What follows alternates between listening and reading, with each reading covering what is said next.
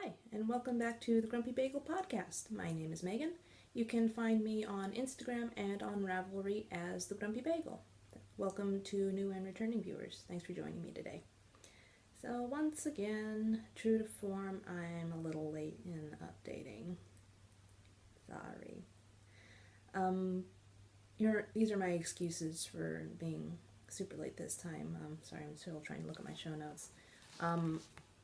If this episode is more awkward than it usually is for any reason, I don't have my usual table that I set everything onto record, so I don't have a space in front of me to lay things on like I usually do, so I have a kind of precarious balance of show notes and projects against a tiny little like TV tray table thing. So there's going to be a lot of cutting as I lean over and try to grab stuff without knocking anything over. And I did actually record yesterday, but I learned a few things that I should be well rested and well fed before I actually record anything. So I wasn't happy with how it turned out yesterday, so I'm re-recording again today. So I should have just taken a nap. What are you gonna do? So anyway, excuses for being late.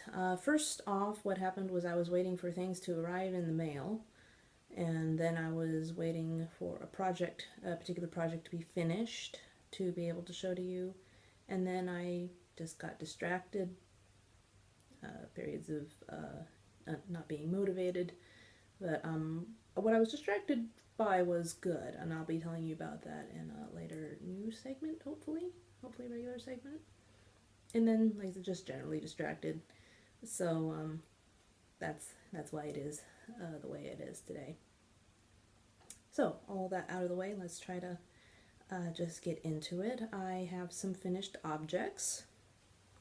Try to unshuffle things from my lap here. The first thing I have is, get it the right way around. No, that's not it. Way. I finished The Hitchhiker by Martina Behm. I got 38 teeth out of it altogether, so short of the 42, but I kind of figured that. This was out of Done Roving Frolicking Feet Transitions in Sunset Pond colorway. Trying to get all of it in there. And I have mixed feelings about this shawl because once I washed and blocked it, look what happened to the pink section here. Can you see how it bled onto the fabric here? All splotchy like that. And maybe I should have known that something like this would be prone to happen because of how dark the colors are here, but I didn't have any warning signs while I was knitting with it, because usually if something is going to bleed, you can it'll wear on your fingers a little bit, or start to turn your needles colors, especially since I would use wood needles. I can usually tell from there if it's going to bleed on it, but I didn't get any of that while I was working with it, but it's still, that's noticeable, isn't it? So I'm not heartbroken by it. I'm annoyed because a strange thing happened when I was working with this project, is that almost immediately as I cast on, I lost all emotional connection with it. I don't know why. If maybe I just wasn't as into the colors as I thought I was going to be.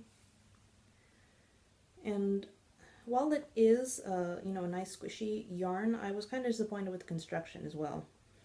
Because as you look at it, and when it was caked up, it looked more like a gradient, which I suppose it technically is, but this is not one strand of yarn that has been dyed, it would have been dyed this pink and then would have stopped and then been dyed in this variegated, and so on and so on. These are actually 4 different pieces of yarn that have been spliced together by a machine. And I'm trying to find a join to show you here, because you can kind of tell even after it's been knit in. Can you kind of tell right there? It looks a little fuzzy and lumpy there. And, you know, they're solid joins, and whenever I come across a join in yarn, because I know it happens every once in a while, just at the mill, I go ahead and give it a tug. Not a violent tug, but a good size, you know, good strong tug, just to see if it's going to hold up to, you know, the wear that it's going to get while being knit into a garment. And if it starts to give at any point, then I'll splice it myself. If not, I just leave it. And that's how it was with these, you know, they didn't feel weak at all. Let's see if I can find another one here. Here. You can kind of tell there. But I don't know, it just kind of felt clumsy to me to put the yarn together like that. And I don't know, kind of disappointing for just, you know, the amount of money that I paid for it too, for it to end up being like that, and then to have it bleed all over here. So I don't know, I definitely won't keep this for myself. This probably wouldn't bother some people, for whoever I ended up giving it to, so I don't know, but yeah, I won't be keeping it, and I won't be buying this yarn again, to be perfectly honest. But all in all, there is finished hitchhiker, and all the rest of my finished objects are socks, and they all happen to be in Once Upon a Corgi yarn. Surprise! So the first ones that I have are, let's get them situated here, my patisserie socks from Gabby's first penny base that she did, which is an MCN blend. So I just did my usual vanilla sock. My current perfect stitch count is 56 stitches on size 1 needles, so that's it. 56 stitches with an eye partridge heel. They're super soft, and I can't wait to start wearing them. They turned out really pretty, I think. So, patisserie socks. The next pair is also on the first penny base. This is in Mermaids Don't Run Track. It's blowing out on the screen there. They're definitely darker than what you can see here. I don't know if I can fix that very well.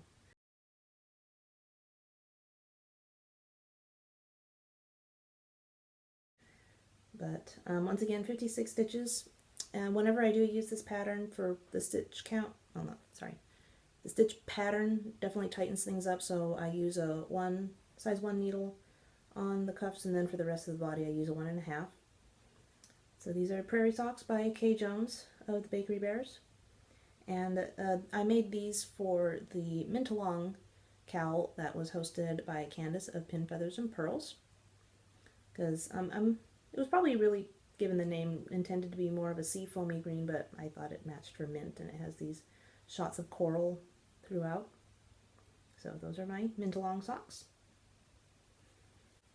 And my last pair is, once again, vanilla socks, just pretty much the same as I did with the patisserie socks. But these are in the Audrey base from Once Upon a Corgi, which is a superwash BFL nylon blend. And this is in Queequeg, which was from part 10? No, 11. Part 11 of A Series of Unfortunate Events Club for the Grim Grotto. So just, like I said, just same with size 1 needles, 56 stitches, and an eye partridge heel. Queequeg.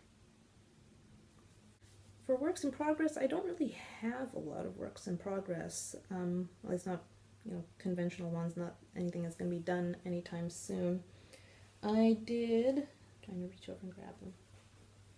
I did finish 2 more panels for my literary blanket, which I talked about last time. I finished my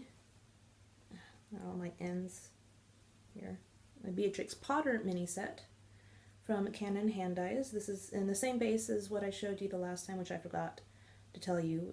These are in the Charles sock blend, which is a 2-ply 80/20 superwash merino nylon blend.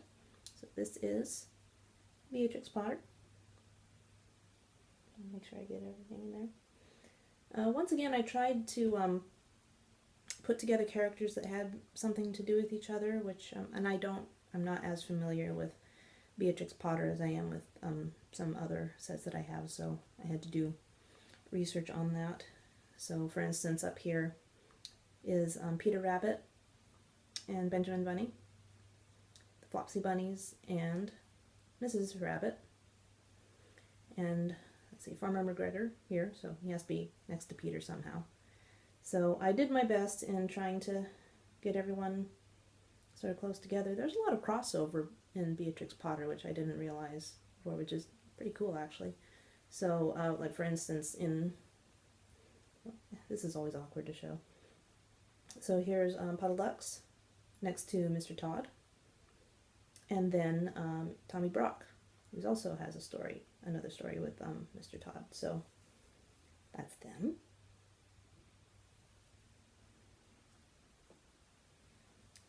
And then this is in a different base. This is in the John Merino fingering weight, obviously, base, which is 100% superwash merino in a 4-ply. This is the Anne of Green Gables panel that I just finished.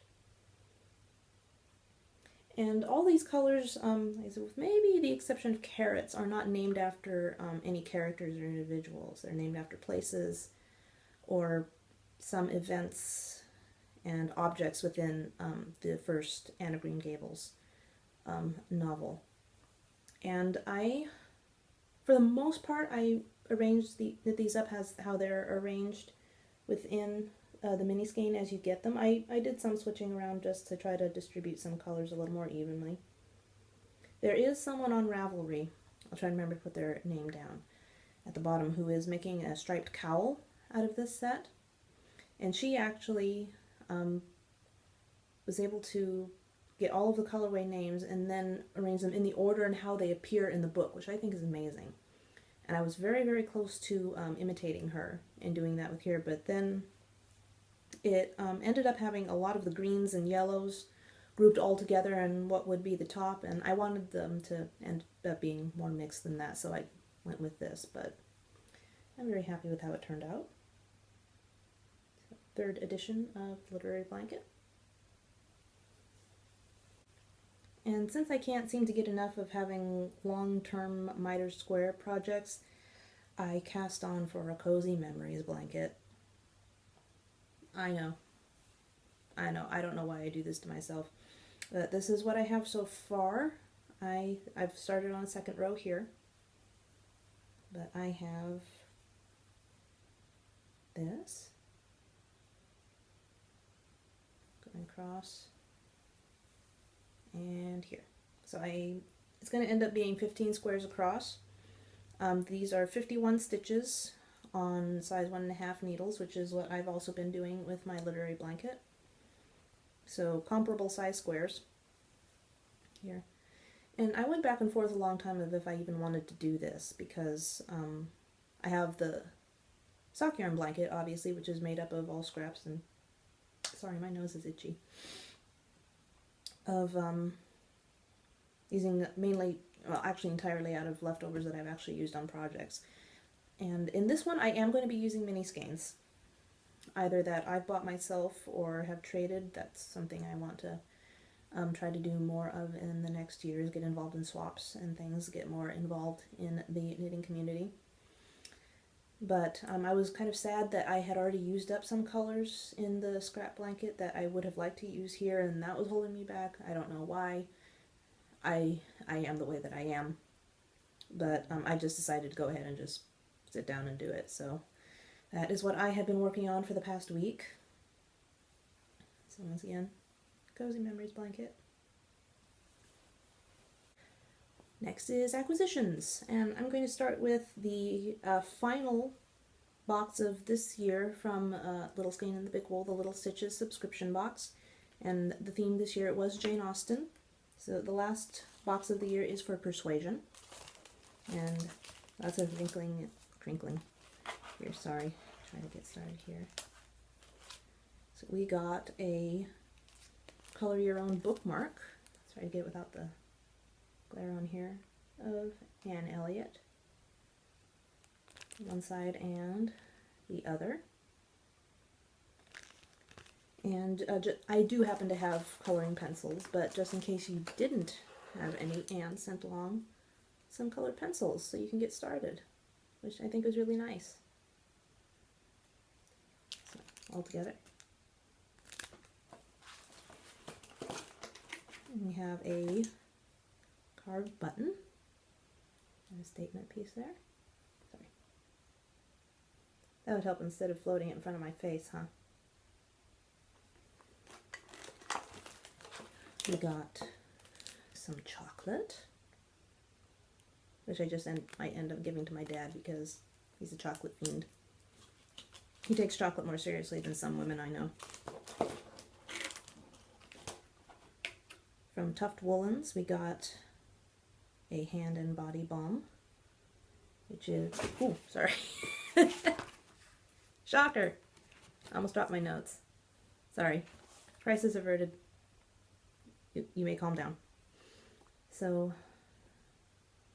Never an Old Maid, which is rosewood scented.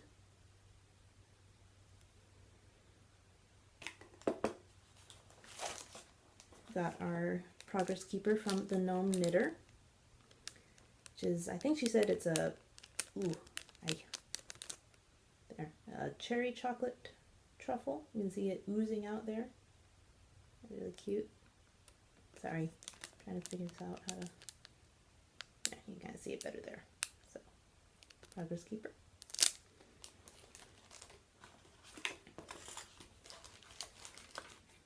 And we do have a pattern that that's coming separately and should be on its way in the mail. I'll try to remember to get a photo up here from what it's going to look like.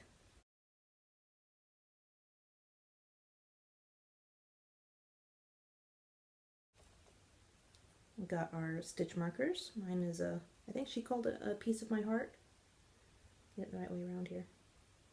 Which is a puzzle piece with a little heart on it. And kind of reddish beads. Oh, it's blowing out.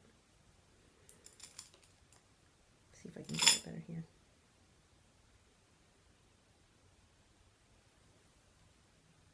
There, that's a little better.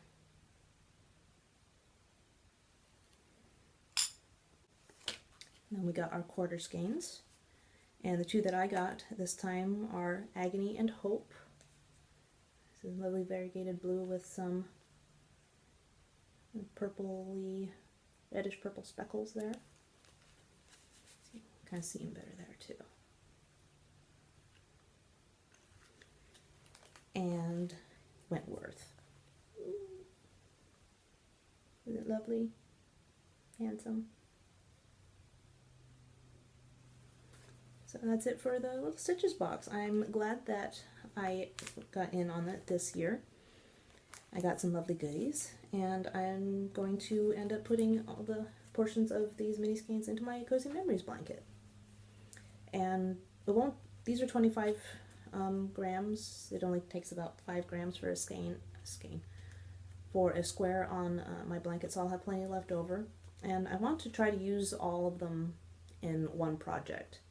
Again, I think I'll do a striped cowl for that, like with a light or medium gray. So, the lovelies. Thank you, Anne. It was a great year for this Stitches box. Next is from Destination Yarn.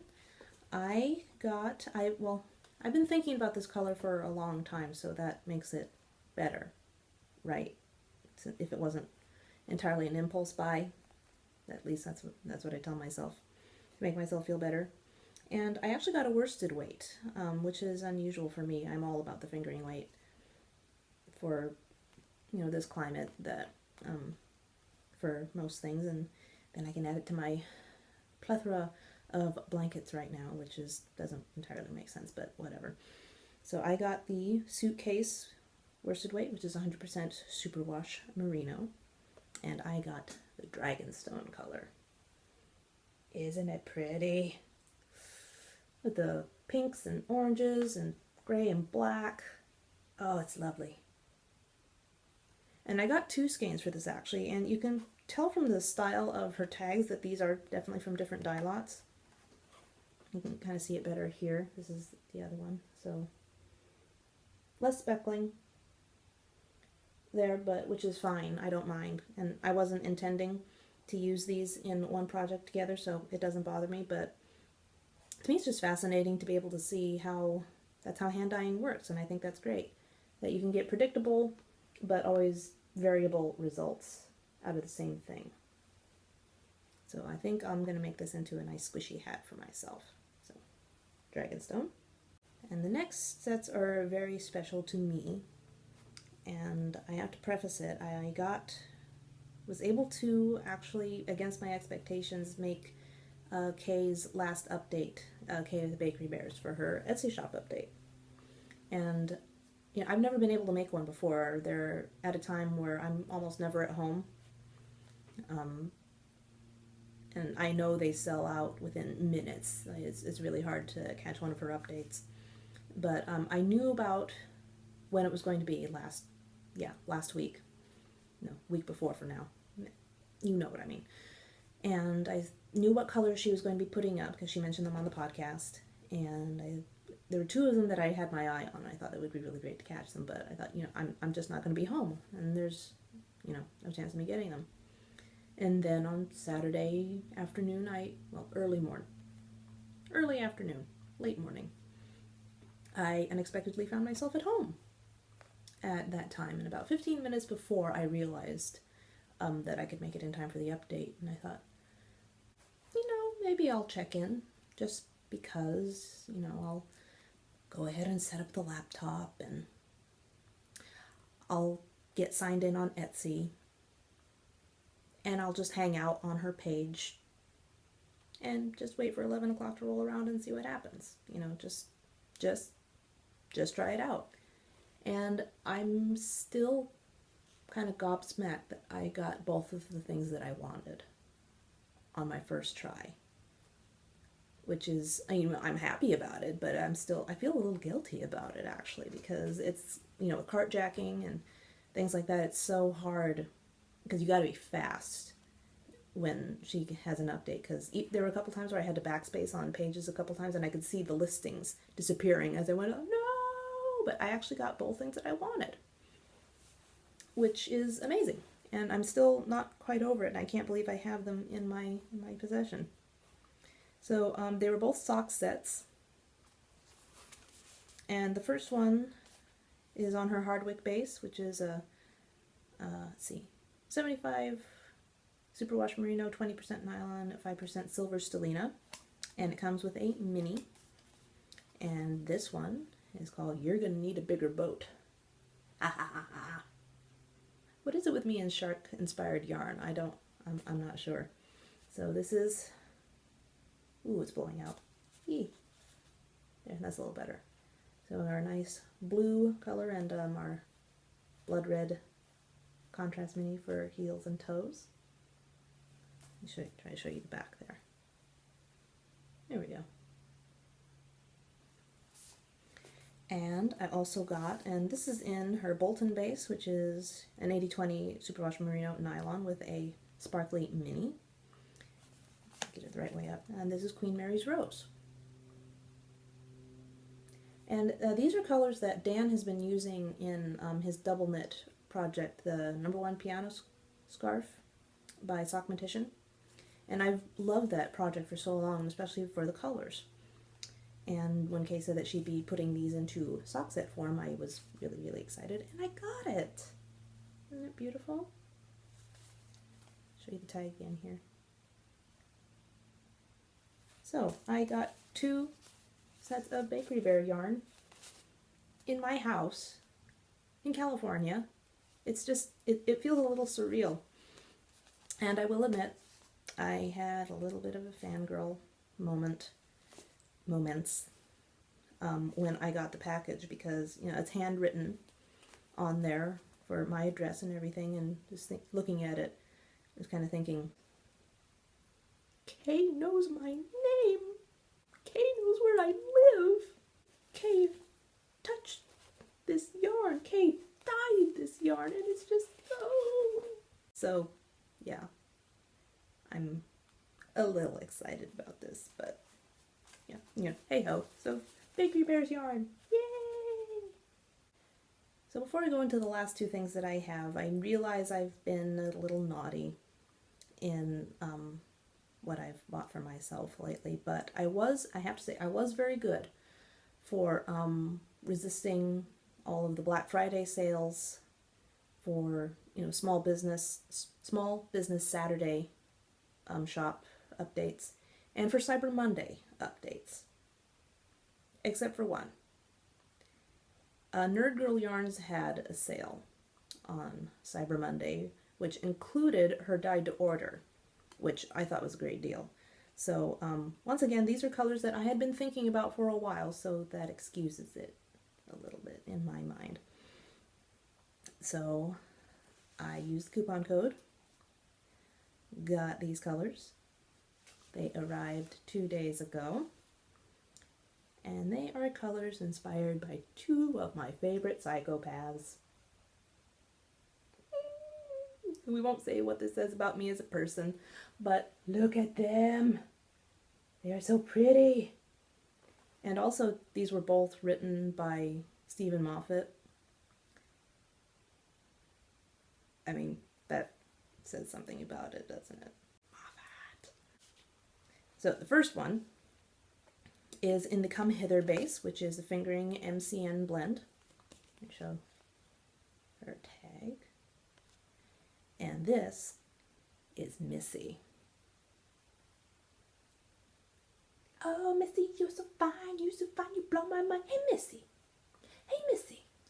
I love Michelle Gomez as Missy in Doctor Who. There would be some people who disagree with me, but I think she's one of the best things that happened to that show in a long time. So this is inspired by, I think, mainly the costume that she wears in season 8. If it's not, I'm going to lose my nerd card over this. So you can see kind of the purple for her suit that she wears, and for most of the rest of it is like the hat that she wears with all the berries and things on it, her Mary Poppins hat that she uses. And so, Missy! I love her. And the other one is inspired by Jim Moriarty from Sherlock. I love him so much. He's so, so evil, and I love him so much. So this is, I want to say the whole line, but the whole line is not the name of the color, but so is it, in a world of locked rooms, the man with the key is king, and honey, you should see me in a crown. And it's all jewel tones. For the crown jewels. I mean, how could I not? This is... So this is on her Astral base, which is the, get the proportions right, 75 superwash merino, 20% nylon, 5% gold stellina. She has a gold and a silver stellina base. I chose the gold for reasons, because, for the crown, you have to have gold in there. So here's the tag there. But villain yarn, what could make me happier? So that's finally it for acquisitions, and the first thing that I want to show you kind of has something to do with the new segment that I want to do. I'm trying to think of a good name for this next segment, and the best thing I can think up right now is I'm dying inside.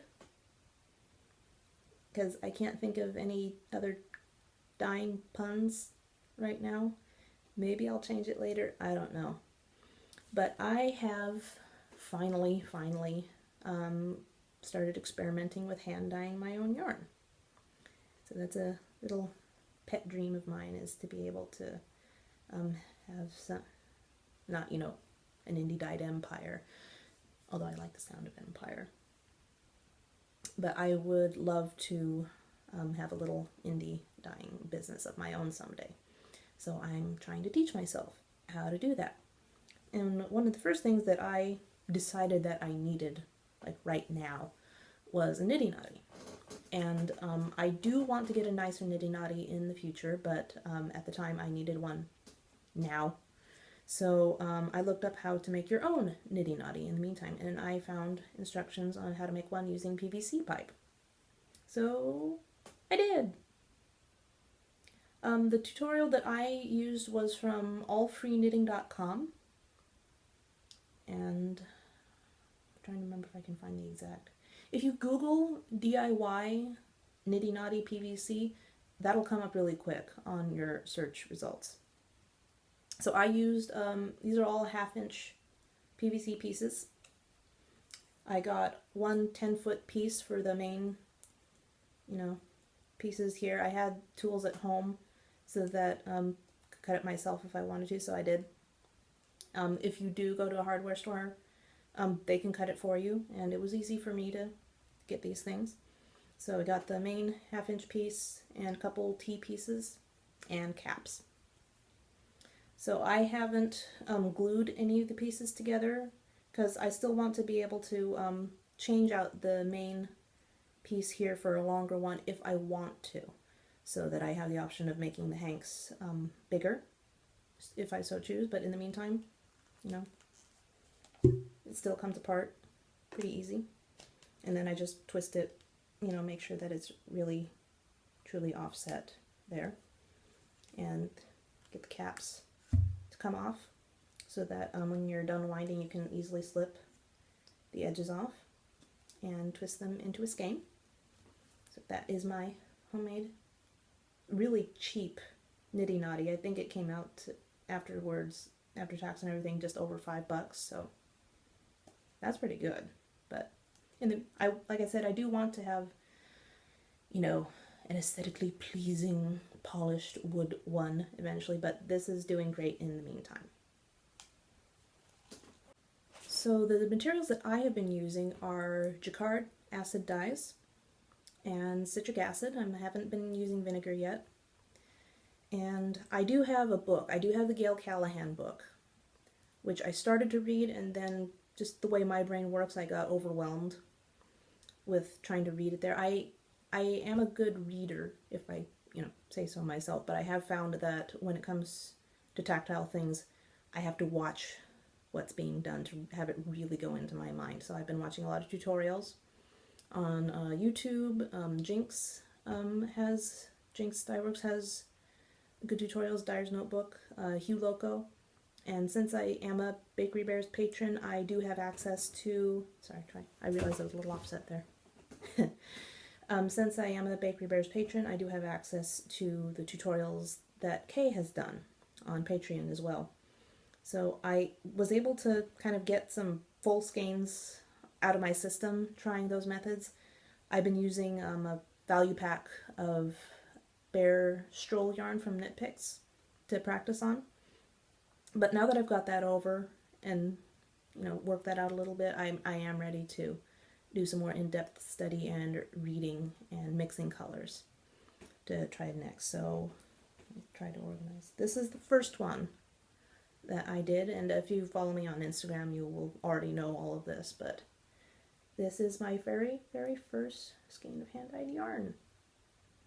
And I'm very proud of it. It's not at all what I was trying to achieve, but I kind of accidentally made a color that I had in my mind but didn't know how I was going to make it, and so it turned out really nicely, I think. And there are some pros and cons to this, that the first skein ended up so well, because that gave me the confidence that I needed to keep on going and trying new things. But now when basically all the rest of these skeins didn't turn out the way that I wanted them to, then I feel frustrated and disappointed, which is not realistic. I understand, that's just how my brain and tendencies work. But however, this is a very, very special skein, and because it emulates very special memories for me of my Chichan, my grandfather, of working endlessly, and I mean endlessly, in the family orchard, and he always wore this old denim jacket. So it kind of gets that faded denim look, and you work outside, you get some dirt on your jacket, so got some speckles there. Not all over the place, not filthy, but just a little bit dirty. There. So my very first skein.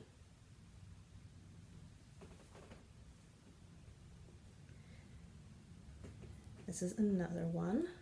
I think I perfected it for, I ended up using some brighter green speckles here to get the better, more of the effect I was looking for, but it still turned out very nicely. I really like the gray, the tonal gray that I was able to get there.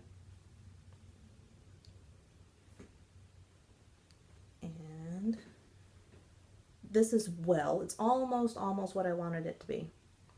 And you can't tell, really, unless, let's see, I probably put them all on the inside. Well, you can kind of tell there. I have some purple specks in there. I'll put in more next time, I think, to get the look I was going for.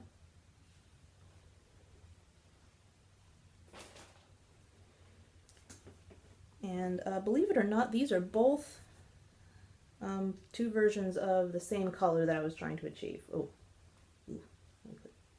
there, that's better. So this is closer to what I wanted. It's not exact, but it's close. I want to try and learn how to do hand painting.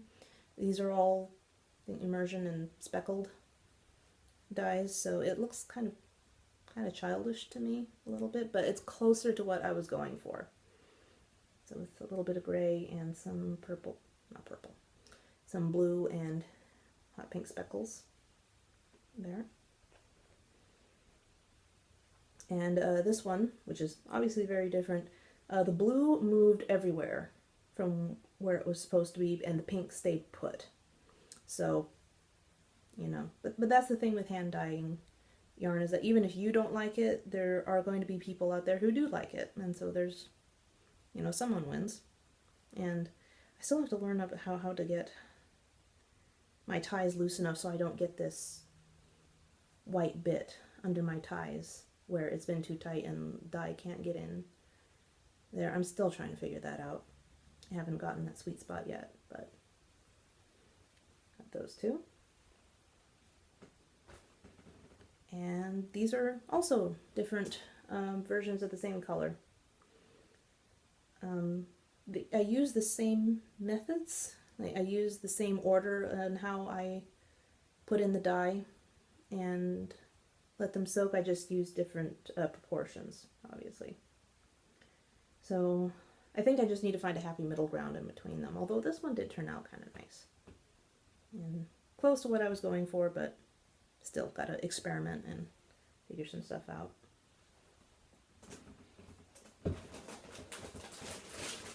So once I got all those out of my system, what I did was make some mini skeins, which is what I needed the nitty naughty for. So what I did is I got 5 gram minis and got each of the colors of jacquard dye that I have and just added a tiny bit of dye to the pot. So these are all technically really pale colors compared to what they could be, but at least it gives me a reference point. And I made swatches, basically, out of all the colors in minis. So like I said, they're very light compared to how they could be, but it still gives me a point of reference. At least that's what I'm hoping for. So, let me get a sample. So, I don't intend to knit with any of these. These are purely swatches. So here's one. This is in spruce. And I've tagged each of them. So, here's my tag. I have the brand name. There. I have the brand name and the color number and the name, because I want to also try some Dharma dyes as well, just to find out what my preferences are and where I can mix and match and things like that. So, all the minis. So the next point for me is to start mixing colors and come up with my own recipes and combinations for things. And for that one, I'm going to start using 10 gram minis, just because even when I used these, there was always a little bit of dye left in the pot, which I don't really want. I want to use up as much of it as I can.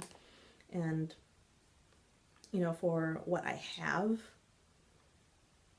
in terms of measuring spoons. I know I'm going to end up with a little more powder than what I actually put into these when I'm mixing colors, so I want it to be able to get more saturated and soak up more color and get a truer effect for what I'm going for. I don't know if that made any sense at all, but that is the next step. And that is it for today. I hope that you found something of that interesting, and I hope that you'll continue with me in my dye journey. This is something that I'm really excited to try, and I don't think I've wanted anything to work out more than I have in a long time. So, who knows what will actually happen with it, but if nothing else, I will learn a lot about things to do on my own.